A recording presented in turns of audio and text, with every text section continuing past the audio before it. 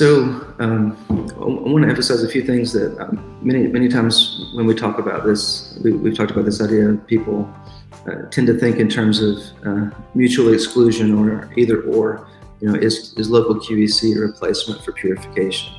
But it's not. This technique would be complementary to purification.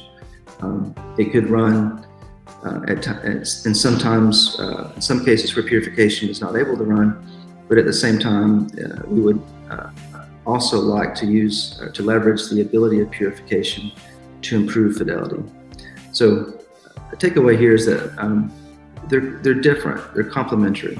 Purification, it can improve fidelity, but it requires a lot more protocol overhead, using local and non-local resources, to establish these potentially long distance entanglements.